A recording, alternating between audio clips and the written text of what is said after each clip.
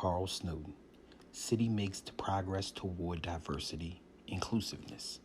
November 14th, 2017. Every campaign has winners and losers, and last week's mayoral election was no exception. The winners included the Latino community, which saw Democratic Ward 5 candidate Mark Rodriguez become the first Latino elected in Annapolis City Council. He will not be the last.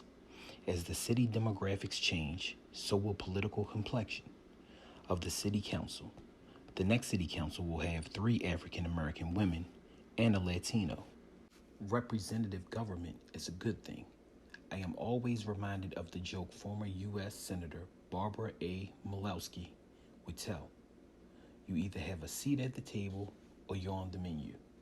In so many ways, people of color have wanted a seat at the table and an opportunity to give their perspectives on the issues facing our city, county, state, and nation. The caucus of African American leaders became actively involved in this year's city campaign, endorsing 8 of the 9 eventual winners. The caucus wanted to make sure it had a seat at the table, and we do. Mayor-elect Gavin Buckley, candidates, and elected officials have joined the caucus and have been coming for years to our monthly meeting. They got to know us, and we got to know them. We enthusiastically endorsed them, and our only request was that our government reflect the people that it serves. As Mayor-elect Buckley prepares his transition team, we are confident we will have a seat at the table. We believe that when everyone is at the table, the diversity of ideas emerges, helps all citizens.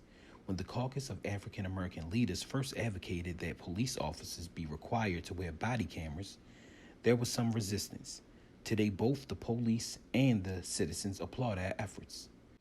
As the mayor-elect begins the process of selecting department heads and members of his staff, we will see the change that voters wanted.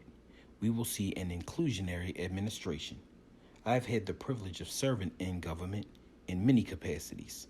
I was an elected official in the city and a member of the cabinet of then County Executive Janet S. Owens. I was appointed by then State Attorney General Douglas F. Gansler as the first Director of Civil Rights in the Office of the Attorney General. In these roles, I learned that what voters and citizens want is a government that reflects their values. They want to make sure that those who lead us understand what it is to be a public servant. They want officials who will return our calls, listen to our needs, and not abuse the trust that we have placed in them. As a result of last week's election, we have a new mayor-elect, a new First Lady, Julie Williams Buckley, and an opportunity to make Annapolis a city that celebrates its diversity and honors its history. We believe that when everyone has a seat at the table, the menu will be decided by those who are seated,